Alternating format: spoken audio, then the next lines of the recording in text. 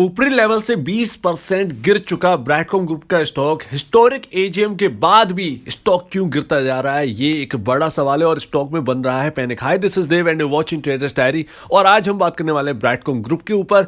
क्यों गिरता जा रहा है ब्रैडकॉम ग्रुप और कहां तक गिरेगा, इसके ऊपर हम बात करने वाले। चलिए दोस्तों देख लेते हैं। दोस्तों, ब्रैडकॉम ग्रुप में काफी दिनों बाद काफी खींचातानी चली है इतने दिनों में, और आपने देखा होगा कि बाइंग इंटरेस्ट, जो कि मैं बार बार कह रहा हूं, बाइंग इंटरेस्ट नहीं देखने को मिल रहा था, जिसकी वजह से निचले स्तर जो है वो दिखाई दे रहे थे।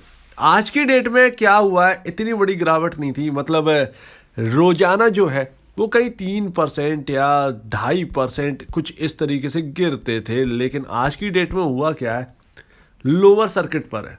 लेकिन यहाँ पर और एक इंटरेस्टिंग बात है, अगर आप ध्यान से देखें तो जो लोअर सर्किट, जहाँ पर सेलिंग पॉइंट है, जो कि आपका 162.70 पर है, अगर आस्क और बिड में अगर आप देखेंगे तो भैया यहाँ पर आपको सेलिंग में कोई भी ज़्यादा नंबर ऑफ शेयर्स, जैसे नहीं 30 लाख या 19 लाख या 18 लाख या 10 लाख शेयर्स यहाँ पर बेचने के लिए लग जाते थे, वो भी यहाँ पर देखने को नहीं मिल रहा। तो ना तो कोई सेल करना चाहता है, ना ही यहाँ पर बाइंग इंटरेस्ट देखने को मिल रहा है। दोनों तरफ से यहाँ पर खींचातानी चल रही है अभी तक, ध्यान रखिएगा। और कल की डेट में अगर कहें तो यहाँ पर मैंने आपको एक लेवल दिया था 156 का लेवल जो है वो काफ़ी इम्पॉर्टेंट होने वाला है। देखिए 156 का लेवल जो है वो मैंने पहले ही कहा था चार्ट को देखकर कि ये एक इम्पॉर्टेंट लेवल है, लेकिन यहाँ पर जो है लगातार जो लेवल है वो बदलते भी रहते। तो यहाँ पर जो भी है, लेकिन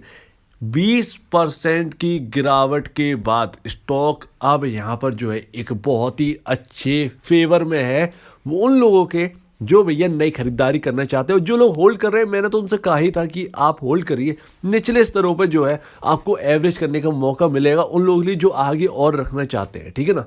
जो भैया शॉर्ट टर्म वाले हैं उनसे कहा था निचले स्तर दिखेंगे, तो सेम टू सेम वही देखने को मिल रहा है। लेकिन मेरे हिसाब से यहाँ पर 156 का जो लेवल है वो बहुत ही अच्छा लेवल है। यहाँ पर आप लॉन्ग टर्म के लिए, आगे के लिए आप लेकर चल सकते हैं इस स्टॉक को।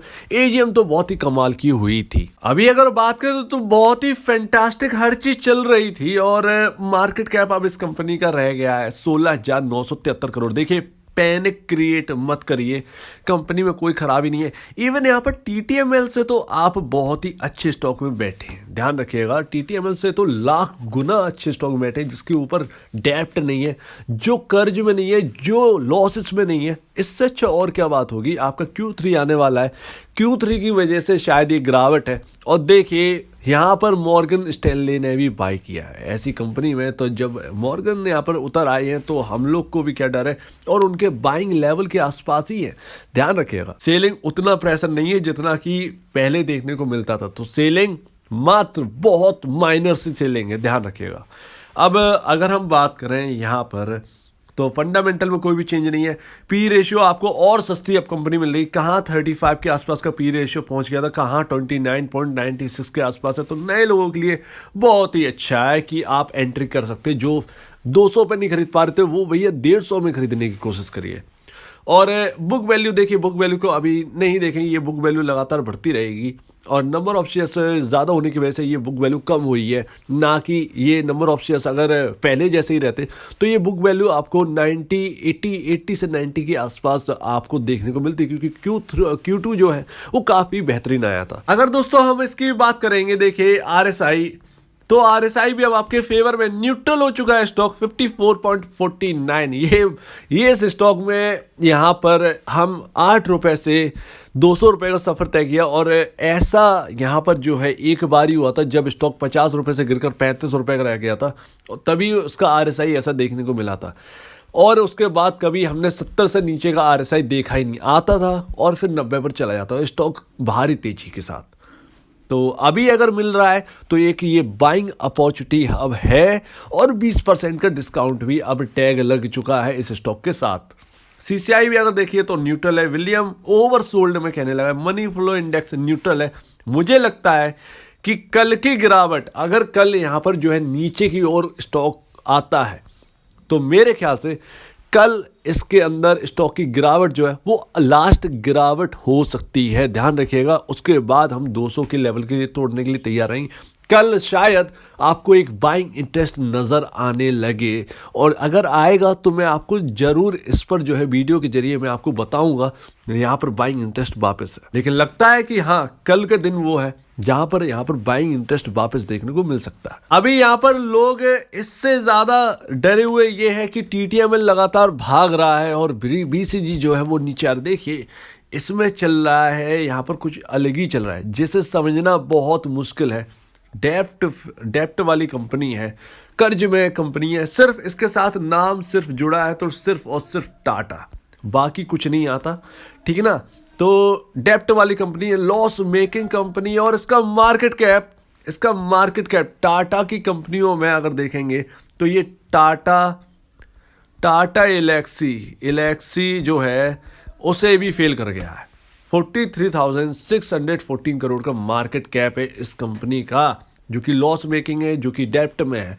तो इतना बड़ा मार्केट कैप ऐसी कंपनी का, आप सोचिए क्या किस तरीके से इसमें जो है बाइंग और सेलिंग चलती है इसके अंदर। तो उम्मीद है आपको समझ में आ रहा होगा। रिटेल सिर्फ और सिर्फ यहाँ पर ट्रैप हो सकता है, मैं ये नहीं कह रहा हूँ ट्रैप हो चुका है, ट्रैप हो सकता है, लेकिन ब्राइटकॉम ग्रुप में एटलीस्ट आपको ये सब चीज़ें तो नहीं देखने को मिलती है ना।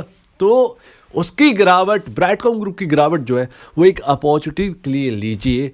हर बार ऐसा मौका नहीं मिलेगा, और जब जब हम यहाँ पर 50 से 100% की तेज़ी हमको देखेंगे, यानी 100% हो गया स्टॉक, यानी अभी 200 से 400 हो जाए, तब हम ऐसी गिरावट देखेंगे और तभी वो आपके लिए मौका बनेगा। इस चीज़ को ध्यान रखिएगा। तो अगर आपको ऐसी कंपनी चाहिए भैया, आप सोच रहे हैं कि BCG इतनी बड़ी कंपनी बन जाए और आप उसमें रिस्क लेना भी नहीं चाहते, आप उसकी हर गिरावट से डरते भी हैं, तो ऐसे काम नहीं चलेगा। देखिए शॉर्ट टर्म वालों के लिए डरने की बात होती है, लॉन्ग टर्म वालों के लिए डरने की बात नहीं होती है। बहुत कम पॉसिबिलिटीज होती है, और हम सब जानते हैं कि एक प्रॉफिटेबल कंपनी है तो लॉस होने का सवाल ही पैदा नहीं होता। यहाँ पर क्या दिक्कत है? तो लेकिन हाँ, ये कहूँगा अगर आपका टारगेट पूरा हो चुका है BCG के अंदर, आपका टारगेट, आपको लग रहा है कि मैं इतने के लिए घुसा था इस स्टॉक में, मैंने बाइंग करी थी, मुझे इतना ही पैसा चाहिए, यस आप बेच सकते हैं। तो फिर आपके लिए यहाँ पर जो है बेचना ठीक है, कोई दिक्कत की बात नहीं। लेकिन जो लॉन्ग टर्म के लिए है वो भैया रखिए।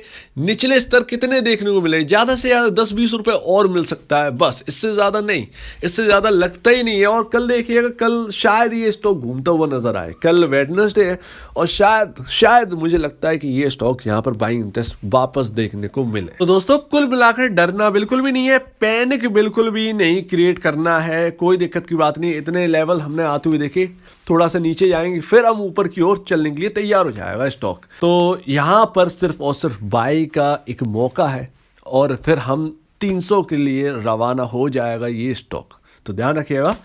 तो यहाँ पर कल के दिन नज़र रखिएगा, कल के दिन अगर बाइंग इंटरेस्ट आता है तो ये काफ़ी स्ट्रॉन्ग हो सकता है ये बाइंग इंटरेस्ट। तो यहाँ पर कल के दिन नज़र रखिए, स्टॉक में शायद थोड़ी सी चेंज आ सकते हैं। तो अगर आपको इस वीडियो में कोई भी प्रॉब्लम, कुछ पूछना है, कुछ बताना है, कुछ कहना है, तो प्लीज़ कमेंट सेक्शन में कहिएगा। और अब दीजिए मुझे इजाज़त। वीडियो देखने के लिए बहुत बहुत धन्यवाद दोस्तों।